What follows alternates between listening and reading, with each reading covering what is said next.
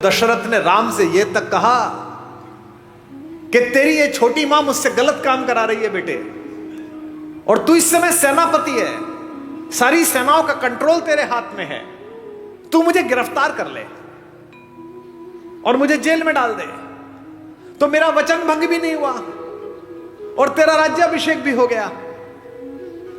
मैं जेल में रह लूंगा लेकिन मैं तुझे निष्कासन नहीं दे सकता। लक्ष्मण कहते हैं राम से कि ये तीर, ये धनुष कंधे पे लटकाए घूमते हो, सुबाहु खरदूषण को मार के आए हो, बड़े वीर बनते हो, घर में अत्याचार हो रहा है, अनाचार हो रहा है, चुप बैठे हुए हो। कह रहे वलकल्ला वनवास जाऊंगा, मैंने कैसे भाई की पूजा की, कैसे नायक हो। जब तुम कहते हो मेरे बड़े भैया कि मैं अत्याचार सहन नहीं करूंगा, तो अत्याचार तो यही हो रहा है घर में, तो तीर उठाते क्यों नहीं हो। राम ने कितनी अद्भुत बात कही।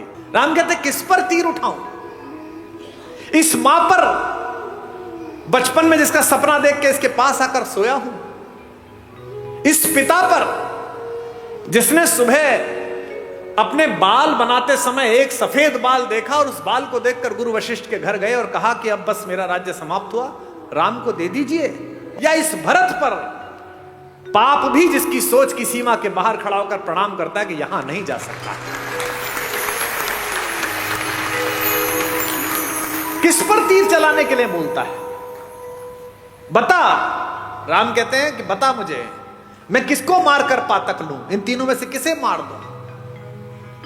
और आज समस्या क्या है, मुझे माफ करेंगी हमारी भाभियां, रात को टीवी पे क्या देख रहे हो, एक घर में 3 बहुएं हैं, पूरी रात षड्यंत्र चल रहा है।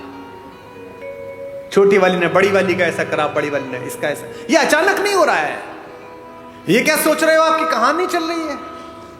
कहानी तो रामायण की चली थी तो कर्फ्यू लग जाते थे। तुम्हारे हीरे मोती जा चुके, तुम्हारी विद्या जा चुकी, तुम्हारी सारी तकनीक जा चुकी, तुम्हारे लड़के जा चुके, सब जा चुके। तुम्हारे पास एक चीज बची है जिसे छीनने के लिए पागल है पश्चिम, और वो चीज है तुम्हारा परिवार, तुम्हारे संस्कार। अब इस पर डाका डालने की कोशिश है। कोई सीरीज देख लो, उसके 40 मिनट में एक बलात्कार होगा, एक हत्या होगी, एक संस्कृति और कला के ऊपर, भारतीय दर्शन के ऊपर गंदी गंदी गालियां होंगी। ये क्या है, ये धीमे धीमे आपके घरों तक जहर पहुंचाया जा रहा है। क्या दिखाया जा रहा है आपके सीरियल में, एक लड़का है घर में, वो लड़का चरित्रहीन भी है, वो जिससे उसका विवाह हुआ उसके बाद भी किसी से प्रेम में है, वो जिससे प्रेम हुआ उसके बाद तीसरे से भी किसी से प्रेम में है, उस परिवार की दोनों महिलाएं उससे विवाह कर चुकी हैं। आप में से किसी ने ऐसा घर कहीं देखा है? ये भारत के घर नहीं है, एक परिवार में भी ये संस्कार नहीं,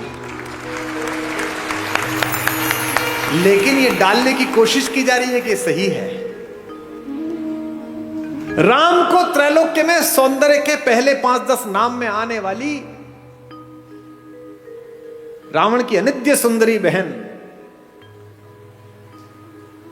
सूपनखा प्रस्ताव देती है कि जंगल है, कौन देखेगा, मुझसे प्रेम कर ले, विवाह कर ले, और ये तो वैसे भी बिना मां बाप के तेरे साथ आई है तो सब निभा लेगी।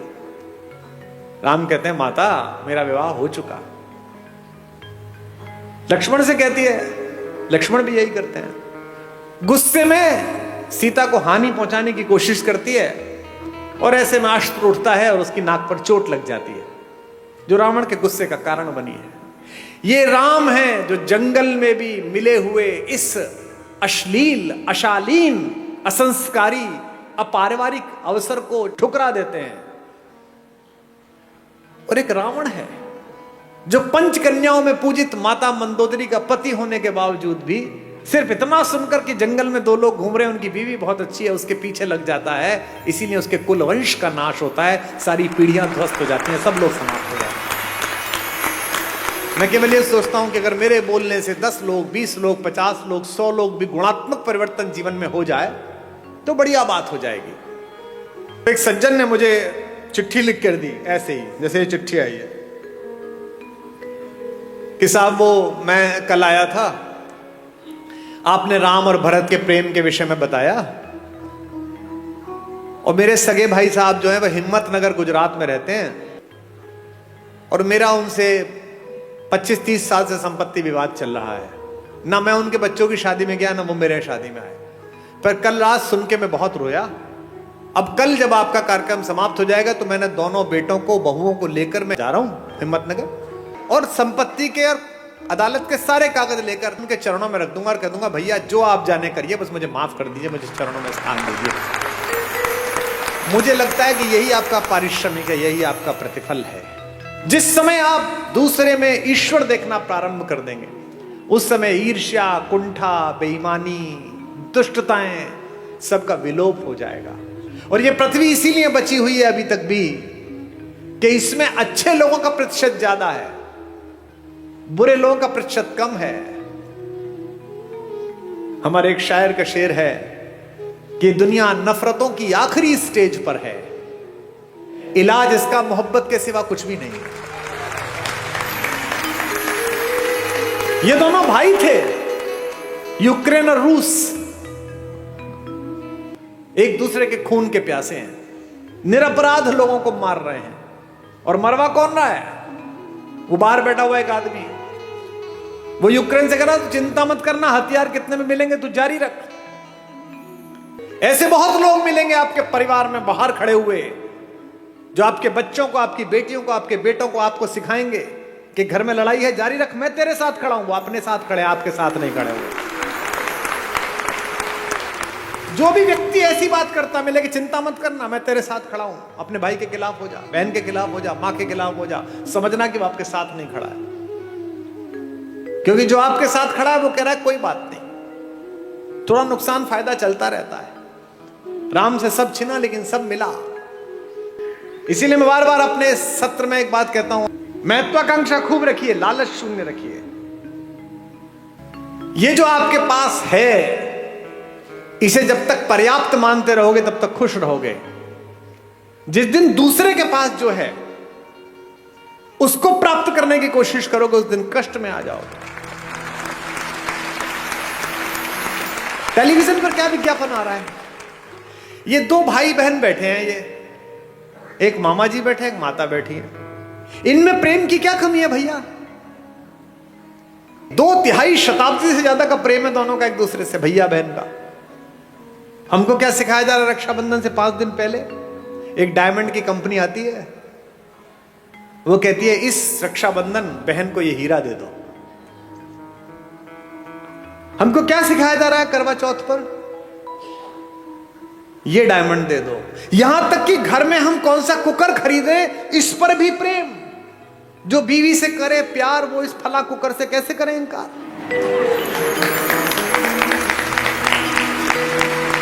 यानी जिनके घर में वो कुकर नहीं आता वो अपनी पत्नी से प्रेम नहीं करते। मेरे घर में शुरू में कुकर नहीं था तो मेरे पिता ने मेरी मां से प्रेम नहीं किया। कैसी मूर्खतापूर्ण बात है। साधनों से अगर प्रेम होता, अगर साधन प्रेम का प्रतीक होते तो राम पिछड़ जाते, रावण जीत जाता। मुझसे लोग कहते हैं आगरे में एक सफेद रंग की बिल्डिंग दिखाकर कि ये प्रेम का प्रतीक है। इसे प्रेम का प्रतीक बताते हो? ये प्रेम का प्रतीक है?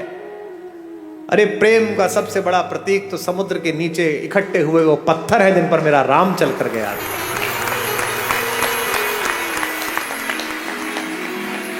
राम ने कहा है ऐसी की तैसी इस पर्वत की, ऐसी की तैसी समुद्र की। अगर मेरी प्रेमिका, मेरी पत्नी के बीच में कोई आया है तो 7 समंदर पार छुपाओ, उसके घर में जाके मारूंगा। ये प्रेम है, इसे प्यार कहते हैं। प्रेम साधन पर कैसे निर्भर हो गया? महिलाएं एक दूसरे से पूछती हैं इस बार करवा चौथ पे क्या दिलाया, इस बार एनिवर्सरी पे क्या दिलाया। नहीं, उपहार देने चाहिए, लेने चाहिए, अच्छी बात है, पर इससे प्रेम कैसे जस्टिफाई हो रहा है? कोई ज्योतिषी बता सकता है कि इस वाली शादी में इतने कैरेट का हीरा दे दो, इसके बाद तलाक नहीं होगा? बता सकता है? नहीं बता सकता। लेकिन अगर माओ ने बेटियों में संस्कार डाले हों कि जिस घर जा रही हो उस घर में जो मां है वो भी मां ही है, अगर पिताओं ने पुत्रों में संस्कार डाले हों कि जिसकी बेटी इस घर में आ रही है उसका उतना ही अधिकार है जितना तेरा इस घर पर अधिकार है, तो हीरे की जरूरत ही नहीं है, घर ही अयोध्या बन जाएगा।